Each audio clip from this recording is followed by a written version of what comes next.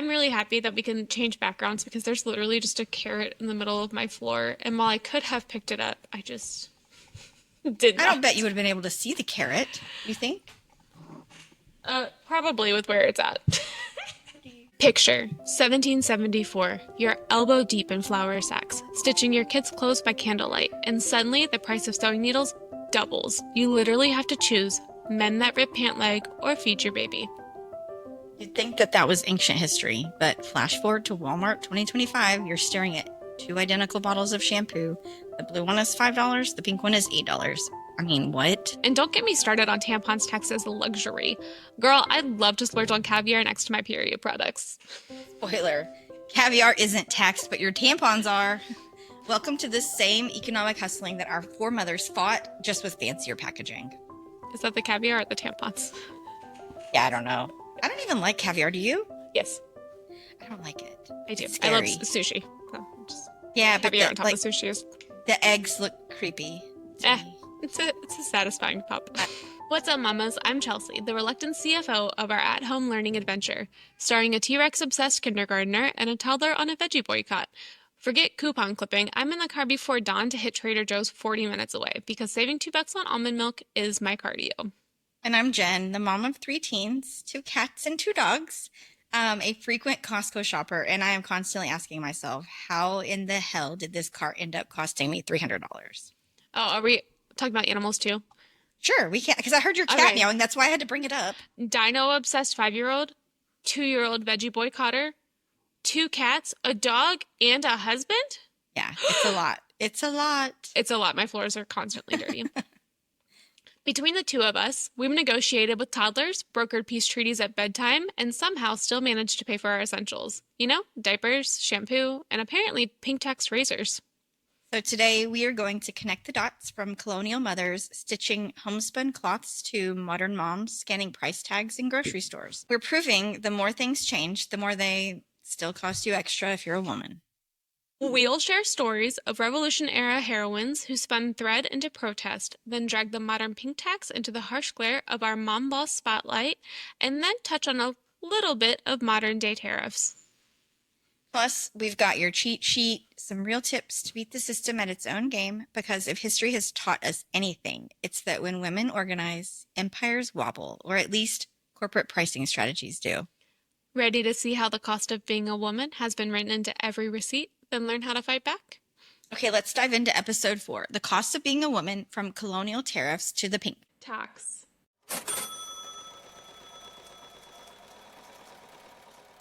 All right, Chelsey, close your eyes. Picture colonial America in the 1760s. You head to your pantry for tea or sugar, and bam, there's a British convenience fee tacked on.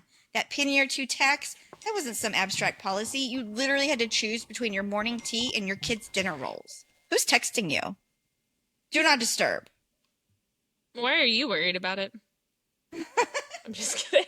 No, that's what my husband my says every other time. friend. I'm like, who's texting you? He's like, why do you care? I'm like, because I'm nosy. I don't care. Fine, I won't ask you ever Who are again. you texting? Rude. And he knows at this point now that I'm only asking because I don't have a life. But now I'm getting one. So Yeah. hold Yeah. on. So now he's going to be like, Airplane who are you texting? And you're going to be like, all of my outraged mom mode? friends. Whatever you want. And who was running that family budget? Moms. We're not talking spreadsheets and apps. We're talking candlelight, flour sacks, and real hunger pangs. When British duties drove up the cost of thread, you didn't just mourn your hemline, you faced a full-blown budget crisis. Which is exactly why women turned their parlors into protest halls. They called them spinning bees, but make no mistake, it was a political act.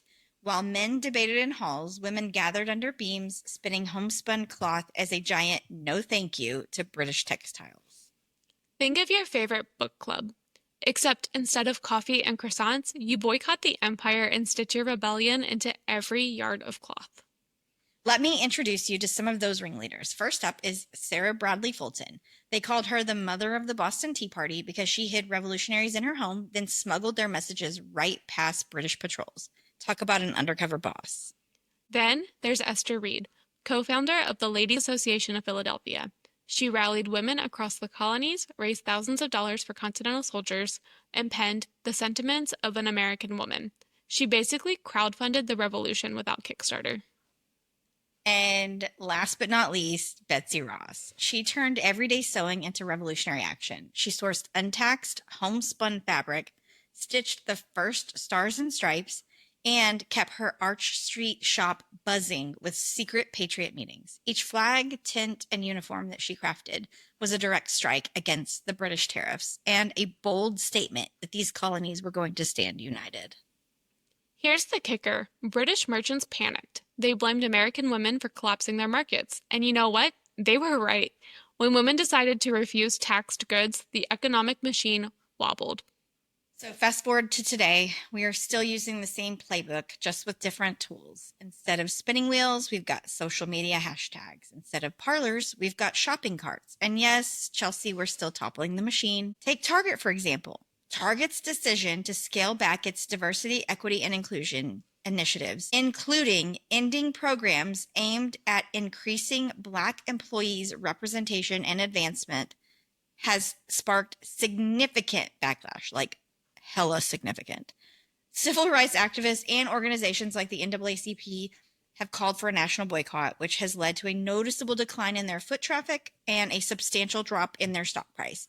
Target's stock, I looked today, has fallen 37% in the last 6 months, and they erased over $12.4 billion in their market value. That's amazing. I Not know. for Target. No, It's a big win for us. I said we can go lower. That's every single time. We can do was like- more. I can't even remember what it was anymore. It wasn't Elon Musk. It was somebody similar. Anything. I don't know. It was like, that could be lower. It could, That could we be could do lower. that. That Probably could be Trump's lower. approval rating. It might have actually. I was like, we could do better than that. We can do better. Come on, guys. What are we doing? Guys and gals. We can do it. Oh my gosh. Target is, that whole thing is just insane to me. Target made me so sad. I know. I was talking to one of my friends tonight that I was telling you about. Well, it was part of the reason I was running late for tonight because not even because I was talking to her and it came up where I was like, actually there was a corporate meeting with like Target, Walmart, Home Depot, maybe Amazon, I can't remember, at the White House. Yep. But right before that meeting, Target paid him $1 million. And she told me today that they're going to build, I believe, a Target warehouse. And the state of California rolled back protections on the Joshua trees. And they're taking out thousands of Joshua trees. No. I thought they were protected. Thousands. They're not protected anymore? They rolled them back with Trump. They said we can save 200. My U2 heart is crying right now. I know. Crying in Joshua Minerva, Tree. I cannot remember what her name is, but her name was Minerva, and she fought hard to have that national park preserved and those species preserved in the state of California. Like, fought hard for it. Like, to the point where they had preserved a bunch of, like, animals and trees and cacti, and she took it on display throughout the country so people could see how incredible the desert was and why it needed to be preserved. It does. I mean, and that was in the early 1900s. This is so sad. Have you ever been to the Redwood Forest? That's one of my bucket list places. I want to go there. Yeah, so bad. We should go. I'm really regretting that I've put off national parks, even though I wanted to go. Me too. I thought I would have time, and we may not. It makes me so sad.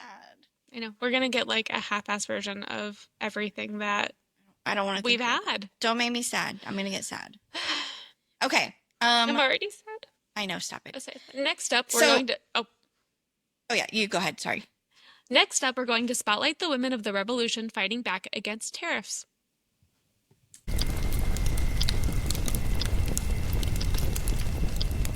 Okay, let's step into December 1773. The Boston docks are frosted over, and the colonists are simmering again over Britain's latest tax on tea. And nobody has showered. Yeah, they all stank. Yeah. Okay, go ahead. In the midst of this, a woman named Sarah Bradley Fulton is about to turn her parlor into the epicenter of a revolution. By day, Sarah hosted genteel tea parties, women in fine gowns, polite conversation, dainty sips of that now taxed tea. But behind that genteel facade, Sarah was sending covert signals, a knock here, a folded note there, all coded instruction for Samuel Adams and his compatriots. Imagine the courage it took. A British officer might wander in at any moment, and all he'd see is a genteel hostess. Yet Sarah was smuggling messages, hiding revolutionaries in her cellar, and coordinating the famous December 16th operation that dumped 342 chests of tea into the Boston Harbor. That single act wasn't even about tea. It was women saying, "We won't pay your hidden fees." Sarah, meow. I said them, I promise. Sarah recognized that a penny per pound tax on tea was a direct hit to every household budget, especially the women who managed it. By refusing taxed tea, she struck at the heart of British economic control. Sarah's parlor protests show us how domestic spaces can become political stages. She turned quiet conversation into strategic planning. She understood. Control what women buy, and you control the home. She flipped that power dynamic. And the fallout was huge. The British merchants lost thousands of pounds. The crown was furious. They tightened controls, and Sarah and her network found new ways to resist. Her actions helped spark the war for independence. Fast forward to today. When we boycott a retailer over the pink tax or the tariffs, we're channeling Sarah's spirit. Our shopping carts aren't just hauling groceries, they're hauling a message. We see your markup, we see your taxes, and we refuse to pay. Yep. Remember Chelsey's 40-minute Trader Joe runs? That is modern spinning bee energy, traveling miles to avoid a corporate surcharge.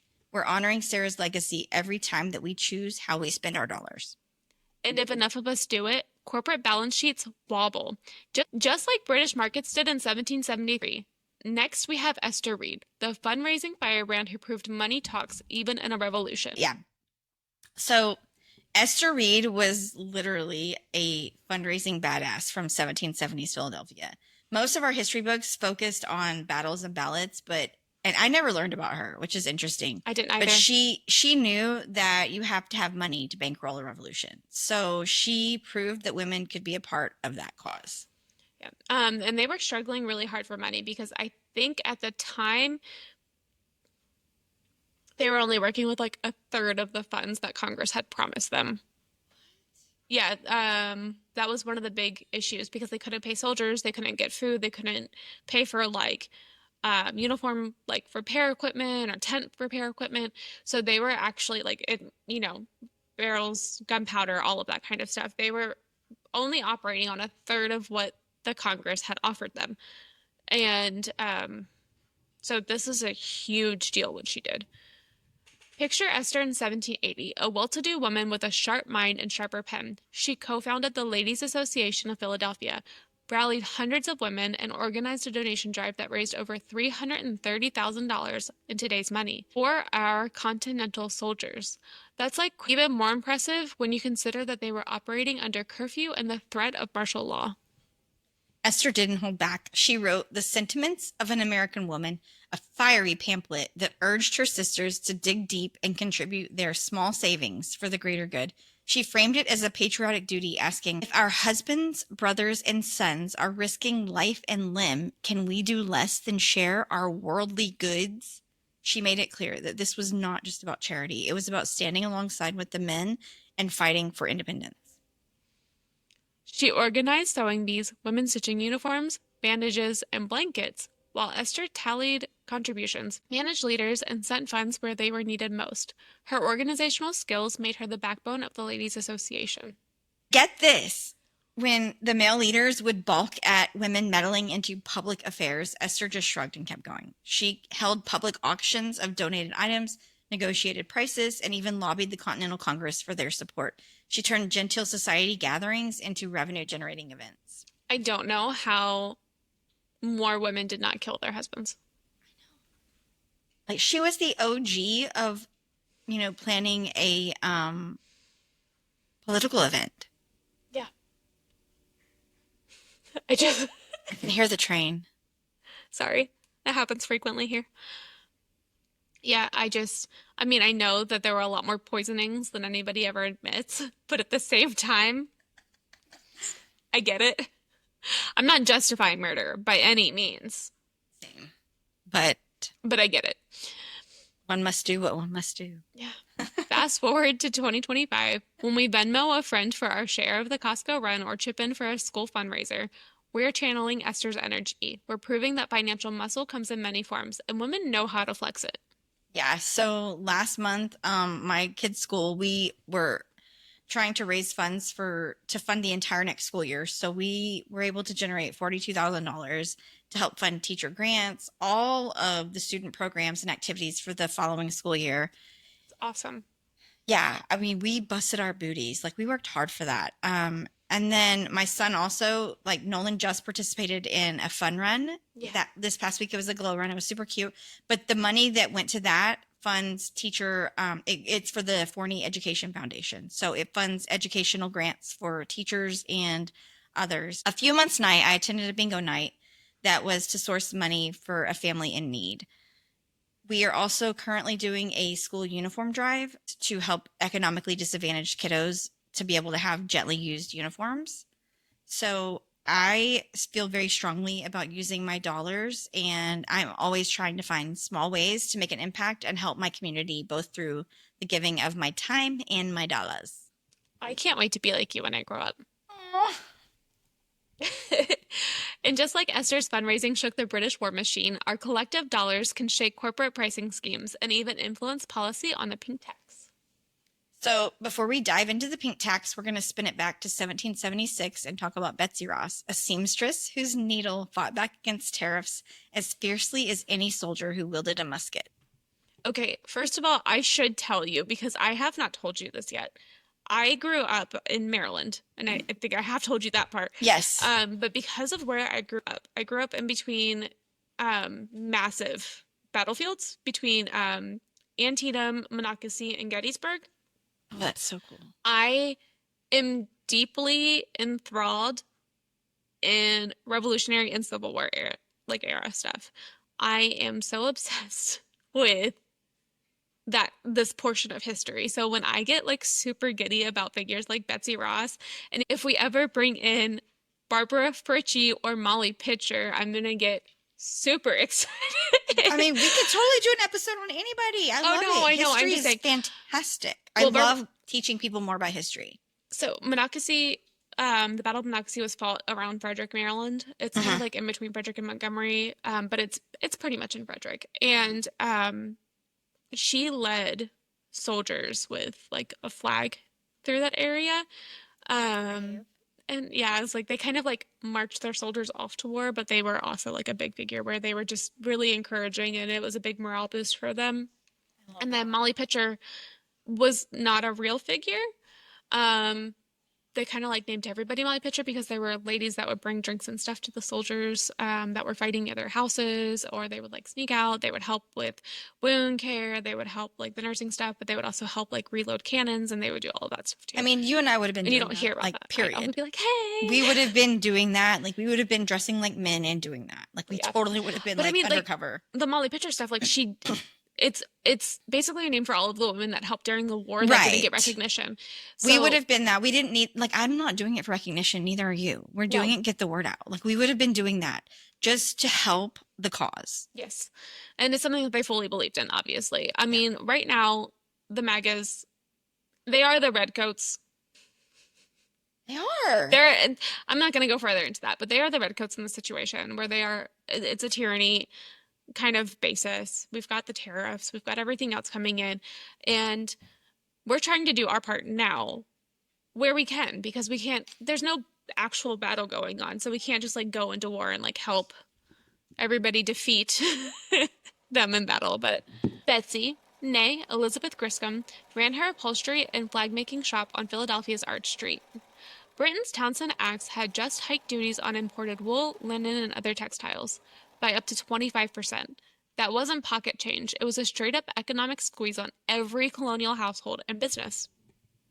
Betsy Ross was not allowed to let herself be squeezed by those tariffs. Instead of just accepting the inflated prices on imported fabric, she got smart. She teamed up with local weavers, sourcing her homespun cloth that wasn't taxed. It was very clever and was a way to bypass the system and still get quality materials for her work. And it worked.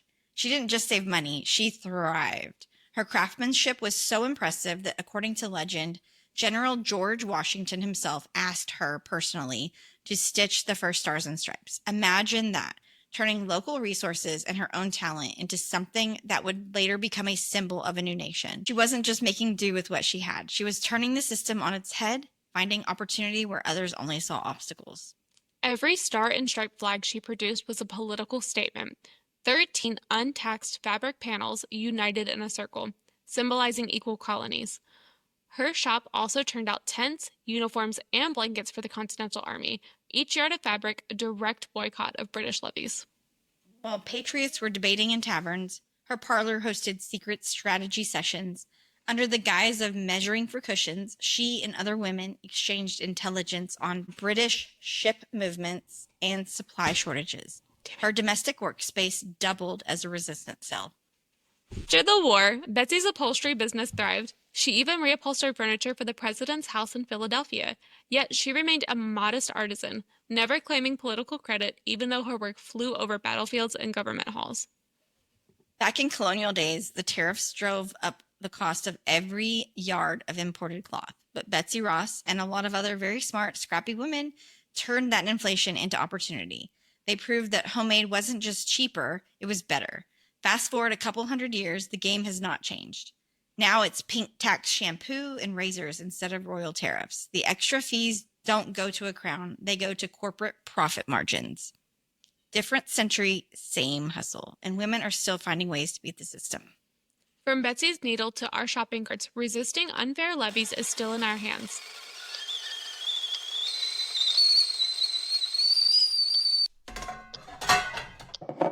All right, girlfriends, grab your coffee or wine, no judgment. We've seen Betsy Ross stitch a nation and Sarah Bradley Fulton turn tea into a protest. Now let's talk about the sneakiest tariff of all, the one on our everyday lives in 2025. We pay it in dollars, in minutes, and in the weight of our hearts. Let's start with something very simple. Haircuts. You plop down in the same salon chair, same stylist, same 5-minute trim, and somehow it costs $35. Meanwhile, Steve walks into the barbershop next door, gets pretty much the same thing, and walks out paying $25. I already am done with Steve. I know. Steve, I hate you, Steve. That $10 difference, it is not about the cut. That is called the pink tax. It's a quiet little fee just for being a woman. A mom tax on our time, on our confidence, and our wallets. And it all adds up, especially when we are paying for it everywhere we look. I sent you a selfie from that chair. Just invested in Big Salon's yacht fund. You replied, cheers to subsidizing someone else's vacation. We laughed, then fumed. Yep, I'm fuming. The next trap, clothing. I found a basic t-shirt for $15 labeled as unisex. Great. Right next to it, the exact same shirt, slightly slimmer, tagged a girl's cut and priced at $18. Same exact fabric, same exact brand, $3 extra just for the word girl. That is not fashion. It is markup disguised as marketing. That tiny $3 felt like a punch, but we made a pact. We'd never pay extra for pink again. We marched to customer service, well sashayed, and got a price match. Felt like our own little spinning bee victory. And those kids' socks? Boys, 3-pack, $6. Girls, $8. That extra $2 per pack is a stealth surcharge on childhood. 10 packs a year is $20 that we could have spent on 7-Eleven Slurpee runs or ice cream dates. Instead, we funded the sock cartel. Next time, we'll bring our own. I don't know how, but we'll do it. We'll figure it out. And razors, prepare your wallets. Costco run Harry's razor blades at $2.15 each. Venus, $3.36. That is a 56% markup on our legs. Sensitive skin, more like sensitive to our budget. We've peeled back the visible pink fees. Now let's dive into the real debt, the invisible tax on our hearts and our minds. This is the emotional and mental labor that no one invoices, but it bankrupts us every single day. Imagine waking before dawn to plan breakfast, school lunches, work presentations, doctor's appointments, soccer carpools, birthday gifts, and that's before your coffee. That mental spreadsheet never closes. My brain buzzes all night with reminders. Did you confirm the orthodontist appointment? Who's bringing the snacks tomorrow? When's the science fair project due? No one thanks you for remembering. It's just expected. And That invisible workload honestly feels like a second job with zero pay, no PTO, no kudos. A 2019 study valued U.S. unpaid care at $4.4 trillion. That is bigger than tech or healthcare. Yet, when we ask for relief, shared chores, flexible schedules, we're labeled needy or overwhelmed. I am fortunate that I have a husband who does help out, but bless it, he does not know the login to any of our kids' health portals, doesn't know the name of the doctor usually, or how to check their school grades online. Love him. He's a great guy, but Yeah. he doesn't The know logins how. are lost. Yeah. And Yeah, it's kind the of if you go logins. like, hey, can you take him to that appointment? Yeah. If I give my Maybe- husband a login, it's where logins go to die. Yeah. I was like, I know if I send him to an appointment, he may not like give all of the information that he needs to give or doesn't realize that he needs to give it because he wasn't up with them for the entire night. Right. You know, being a stay-at-home mom, like I take on that duty frequently because, you know, he does go to work and I don't want him driving in and out of Dallas because it's like a 45-minute drive. Of course. And I don't want him understand tired for that. why. I was like, if he was like 5 minutes away, I don't care. But like just him going in and out of Dallas, you need to be like up on your game driving down here. Yes. I don't know. I just think it's hilarious. But no, it's funny because he'll take him to their other, like he'll take him to ballet, soccer, gymnastics, Clint like will whatever. take them to anything that I tell him to take them to, but he will ask me like, logins. are the kids supposed to go to this thing? Like, what time are they supposed to be there? What is the coach's email address? I'm like, let me Google that for you. I've literally said lmgtfy.com. And he's like, I want to strangle you. I'm like, I mean, you like, no, you are their parent too. Like, I'm what sorry, drove me crazy? Okay, this it's is the mental not load. It's the mental load. This is not my husband. This was like previous life when I was working. I was working for the airline and I was like in charge of travel accommodations for our pilots. And I mean, this isn't just like a low volume. There were 8 of us and we booked 38,000 airline tickets in a year on top of hotels and rental cars and everything else. So we would have our scheduling department. They'd be like, hey, how long is the drive from here to there? And I was like, I don't know. Let me Google that for you just repeatedly. And I would send screenshots of Google Maps because I'm like, are you kidding me? Yeah. Like, can you not just look that? They're like, well, we need it in an email. I was like, why do you need it in an email? Like, it's always accessible on Google. In the TikTok comments of people who make me mad, I have literally typed in www.lmgtfy.com. I'm like, please let me Google that for you. Like, please do your research. Like, I get so mad whenever the right says do your research, and I'm like, do your research. Like, what research are you doing? I have Ad Fontes downloaded onto my phone so I can check every single source, like how reliable it is. What is the media bias? Are we super left? Are we super right? Right. Like, where are we in the middle? Like, I'm just like USA Facts, NPR News Now, PBS. Like, they're all like right there. Reuters. Yes. And those are the ones that I go with because they are so middle ground. They are not left leaning. They're not even left leaning. They're literally like in the middle. But people are so freaking far right that anything like left of them is radical.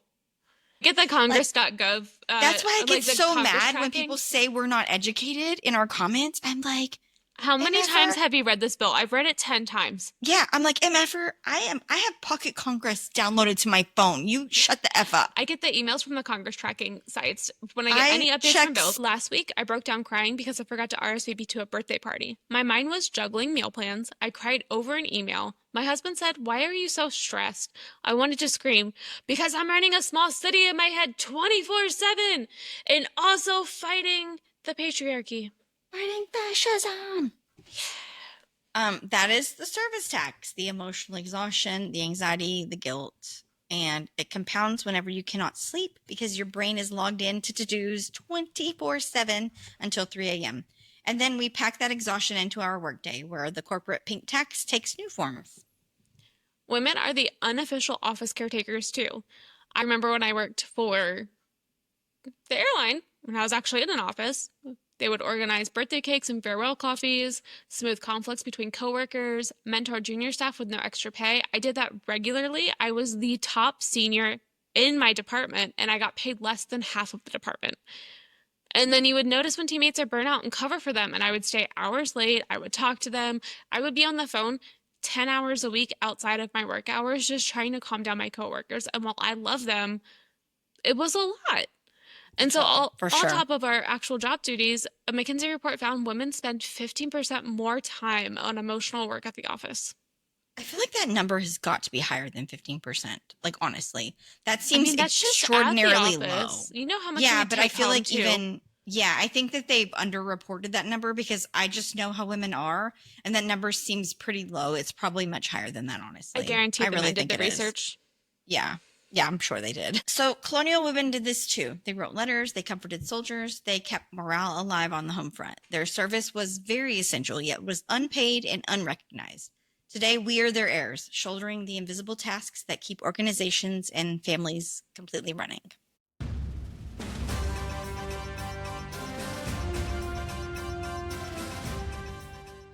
It's time for our extended national news roundup. This week, tariffs. How they shook the 1930s, how they roiled markets in 2025, and why every hidden fee lands the hardest on women and families. Tariffs. In June 1930, amid rising unemployment and bank failures, President Hoover signed the Smoot-Hawley Tariff Act. Duties soared up to 60% on over 1,000 imported goods. Though the stock market had already crashed in October 1929, Smoot-Hawley deepened the global downturn by choking trade and provoking international retaliation. The trade collapsed. U.S. exports fell by nearly 60% between 1929 and 1932. Retaliation spiral? Over 25 countries imposed their own tariffs, further stalling commerce. And then there was an economic fallout. Unemployment peaked at 25% in 1933. And remember, when Joe Biden left office, it was 4%. Mm-hmm. Over 9,000 U.S. banks failed, and GDP contracted by nearly 30%. So those tariffs did not spark the actual crash, but they turned what was a bad recession into the Great Depression. They strained diplomatic ties, and they helped set the stage for global conflict in the 30s and 40s. And this is history repeating itself. I know. I'm very passionate about the fact that we have tariffs in our history, and we have concrete proof that they do not work multiple times. And we're failing it so horribly. What is wrong with us? It's not us. I know, but we don't have control. If we did, things would be a lot better. Oh, yeah. Women in charge. Exactly. 2028. Society. 2028. Downfall. Downfall of the patriarchy. Fast forward to April 2025.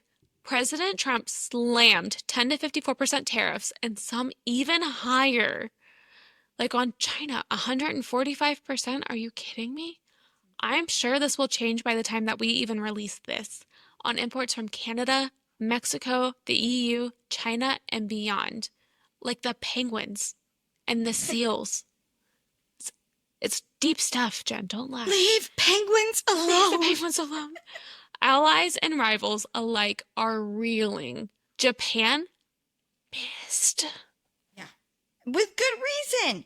So the EU, Ursula von der Leyen was like, this is a major blow to the world economy. She's already warned of higher inflation, medical bills, grocery costs. And the EU has already readied $26 billion in counter tariffs. Take that, America. The Asian markets. Japan's Nikkei plunged nearly 4%. South Korea's KOSPI fell 1.7%. Taiwan's index plunged 5.8% before recovering slightly. And Beijing added an 84% retaliatory tariff on U.S. goods on top of the already existing duties, which was effective immediately. And stopped all trade to the U.S. Yep. So all of it, including our medications. Furthermore, on April 7th, a false Twitter post claimed a 90-day tariff paused, and that sparked a $2.4 trillion market swing within 10 minutes. Traders cheered and then panicked when the White House denied it. That is the rumor tax on your retirement fund. How much did you lose? How much did your parents lose? Probably a lot. Yeah. Well, I will tell you that my dad is a welder, and he runs his own business. So, like, getting in the metal, before the first tariffs even hit, already had a 7-ish% increase. Yeah, it's anticipatory Mm-hmm. because they anticipate what the markets are going to do. Yeah. I was like, and I think that was steel specifically. I didn't ask about aluminum or anything, but like the steel went up over 7 cents per pound. The 1 cent for the 2 cents. Nice. Except if you account for inflation, it probably levels out the same, honestly. What's that? That's all I want. I'm still trying to figure out how they expect us to produce coffee in the U.S. to make it I'm going to USA. figure out a way. I'm going to be growing it in my backyard. Good I luck. went It's like to in Hawaii they can, but not that much. They don't have that much space. I know. I don't even know. Every macro tariff is a micro burden, or a macro burden, depending on how bad the tariff is. When import levies drive up costs, those increases show up first in the pink tax, 20 to 60% markups on razors, clothing, and personal care. Then there's the invisible service tax that we spoke about earlier, the unpaid mental and emotional labor that's worth over an estimated 4.4 trillion. Let that sink in. 4.4 trillion annually in the US. We juggle schedules, we soothe tears, and keep all of our households afloat on top of the paid work that we do. Picture your grocery bill next week. Avocados from Mexico, soy sauce from Asia, olive oil from Europe, all now cost 10 to 84% more. That's a layered tax on family dinners. And also, JP Morgan has already warned that there is probably a chance of recession, up to 60% chance by the end of 2025 due to the trade shocks and tariffs. So when this economy slows down, women, especially women of color, will face the steepest job losses. History and today's headlines coverage. Tariffs can deepen downturns and hit families hard. Women carry the heaviest burden, both in dollars and emotional labor. So here are some action steps that you can take. You can lobby for oversight. You should urge Congress to hold hearings on tariff impacts on households and small businesses, which I thought that we had enough in Congress to overturn the tariffs. Is that not true anymore? J.D. Vance broke the tie. Okay. So keep calling Congress anyway. Nonetheless, continue to call. Support price equity laws so you can back all state and federal bills that ban gendered pricing and repeal tampon taxes. Although we probably won't see those for a while again because of how severe everything else is. Yeah, I agree. But once they come up, please be aware. Stay woke, please. Stay aware of what is being put on legislation, and call your congressman, call your representatives. You can also just choose to shop strategically in the meantime. So we choose, Chelsey and I, to patronize retailers that have gender neutral pricing, or we buy in bulk from co-ops, or I will buy from, farmers markets or Costco even, because I love Costco with their, deciding to stand up against the man. I love them for that. I do. Berkshire's, which they have supported MAGA, but it is more local and it is basically a Texas-based one, and I would rather spend there. I cannot wait for HEB to open, and I do go very far out of my way just to go to Trader Joe's and stock up on stuff that's going to be a smaller fee. I don't have as much waste because they are smaller portions, and the food and the household products are clean. They're good quality for sure. They're good quality. Everything is great with Trader Joe's. Besides the fact that they like to union bust, but I think that's their iffiest thing right now, and I'll take that over everything else that's happening. I was going to say I would take that over MAGA. Period. Yeah, even though I'm a union family, I'm so sorry that I said that. But Trader Joe's is, I mean, we have to do the lesser of two evils, right? The lesser of like 20 evils, right? Yeah, true. You're right. The lesser of 20 evils. But also amplifying your story. So if you can post inflated grocery receipts with hashtag receipt reveal or no hidden tax, it will pressure these brands and policymakers to be accountable. Also, vote with impact. Please, I urge you to elect leaders that are committed to fair trade, transparent policy, and economic justice for all. Also, a point of celebration. Dallas has ousted the majority of their MAGA and ultra-conservative No, position. most of Texas did. Most of Texas did, but Dallas specifically, their city council, the school boards, the only MAGAs that got elected in were the ones that were uncontested. I didn't know that. That's amazing. I think like one person won that was an ultra-conservative MAGA that was contested. Okay, that's amazing. Yeah. So, really good news. That is good news. So, tariffs are not a distant policy. They land in our carts, our paychecks, and our peace of mind. Let's demand accountability from Washington to Wall Street. So we have traced women's economic resistance from Sarah Bradley Fulton, turning her parlor into a boycott headquarters, to Esther Reed, who mailed hard-earned donations to Continental soldiers, and Betsy Ross, who stitched homespun cloth into the first Stars and Stripes. All of those trailblazers used every tool in their arsenal, community, courage, creativity, to topple these unjust systems. Today's pink tax is just the next chapter in this saga. Our overpriced shampoo is not just annoying, it is by design. It is not about the product, it's systemic. It's about charging us more just for being a woman, a price on our time, on our identity, and what the market thinks that we're worth. Look, the pink tax didn't sneak up on us overnight. It's been baked into the economic pie before we could even vote. And now, just budgeting better isn't the answer. Our foremothers didn't boycott tea because they love spreadsheets. They boycotted because economic power was their only power. And this is not just some 2025 problem. Today, our shopping carts, or lack thereof, are our protest wagons. When we demand equal pay, repeal of tampon taxes, and an end to gendered markups, we're demanding respect for paid work, unpaid work, and every ounce of labor in between. It is the same fight that Betsy Ross fought with needle and thread, claiming space, demanding recognition, and refusing to be invisible. Last week, we covered the suffrage movement. Don't forget that women were literally chaining themselves to railings. They faced being jailed. They went on hunger strikes, all for the right to vote. We have to have that same fire today. You should tweet your receipt, tag a brand, hashtag receipt reveal. Every single posted price gap is a protest flyer in this age. We don't need a fancy title to spark change. A hashtag is our spinning bee. A shared receipt is our tea boycott. When enough of us flex that collective muscle, corporate balance sheets wobble, again, and lawmakers pay attention. So if you see a pink tax razor in the wild, call that shit out. Literally post it. Tag Gillette, Venus, Harry's, whoever it is. Make that markup so shame-worthy that it goes viral. That is some Esther Reed level fundraising energy. Only now, instead of raising funds, we're raising awareness. Vote with your wallet. Seek out women-owned brands, gender-neutral lines, local makers. Each dollar you spend is a vote for the economy you want, one that values women's work. So the good news is that there is momentum building. States are axing tampon taxes, which are small wins that do carry a large symbolism. Price transparency laws are gaining ground, especially in the larger metroplex areas. These ordinances require salons and other service providers to post clear pricing for all genders, which will expose pink taxes in plain sight. Every time a city passes an ordinance, it's more than a policy win. It's a crack in the glass ceiling of everyday inequality. And it's not just lawmakers. Grassroots groups, period, Girls Helping Girls, Moms Rising are the modern spinning bees.